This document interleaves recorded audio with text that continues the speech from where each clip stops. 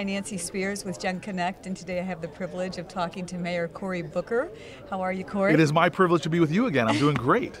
Thank you so much. You look terrific. We're meeting in different states all the time. Absolutely. Well, that's what it's all about. There are no boundaries. There are no boundaries. It's all about connecting. Exactly. So let's talk a little bit about education. I know it's a real passion of yours. Yeah. How are we going to get the United States back on its edge in terms of math, science, and technology? No, you cannot, in a global knowledge-based economy, you cannot be a leading economy and have a lagging education system. You can't lead the globe and trail in education. So this is the urgency of America. And so we in Newark are taking it very personally and going to take one of the lower performing districts in our country and working to transform it. And we're doing it with multiple different ways. One is working on the most important thing inside a school, most important person is the teacher, the quality of that teacher in front of the class.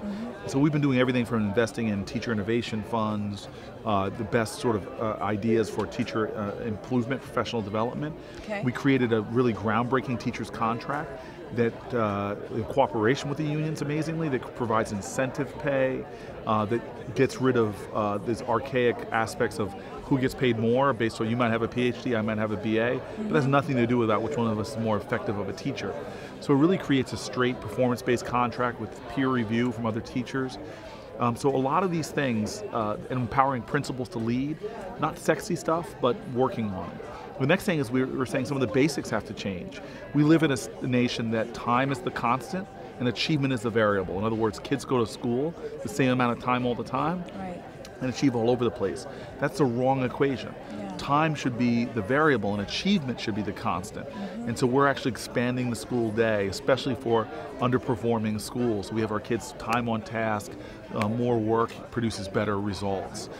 So there's a lot of things we're innovating with inside our schools, but the other thing is we have to innovate within our neighborhoods as well to make them supportive of our school systems. And so we're doing a lot of things to try to support our kids' mission of education. One, by empowering parents with more options. You know, you might go to a magnet school dealing with science. I may need to go to a dormitory school or actually live in the dormitory. There's lots of different models that we're looking at, working on, same-sex education, what works best for the kids. We're also saying that parents have to take a role to read to the kids, but it's one thing to say that, it's another thing to empower it. So we've actually working with a philanthropist. We're probably going to, by the end of the year, have half of our kids in Newark, our grade school kids, have their own home libraries where they can choose the 10 different books that they want. So, you know, this is the kind of thing where all of us have to be involved. You can't just say, well, it's those kids in that city.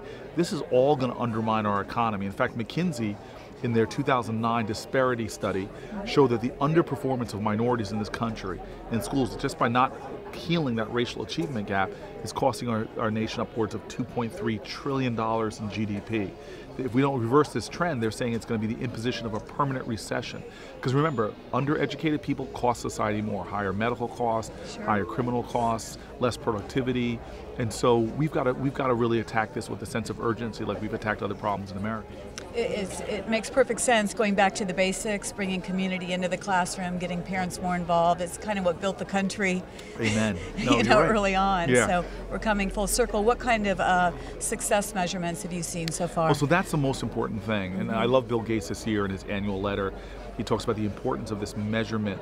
He said it called it one of the most important innovations in the Industrial Revolution, the ability to measure the efficiencies of steam engines.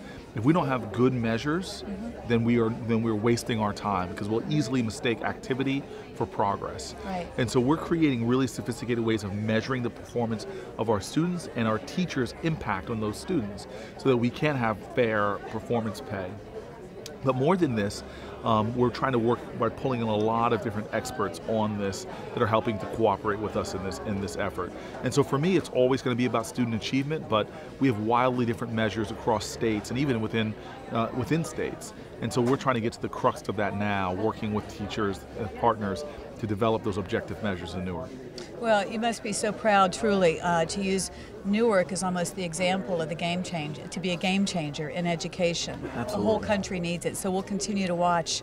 And thank you so much for all that you're doing. No, for thank America. you for this is our generation's cause to be able to educate every kid so that when a kid says these words from that profound pledge, no matter what city they're in, no matter what town they're in, no matter what rural area, it really means something when they say liberty and justice for all. Absolutely. So for more with Mayor Cory Booker, you can check him out on genConnect.com and also at waywire.com. All right. Thank you. Thank you.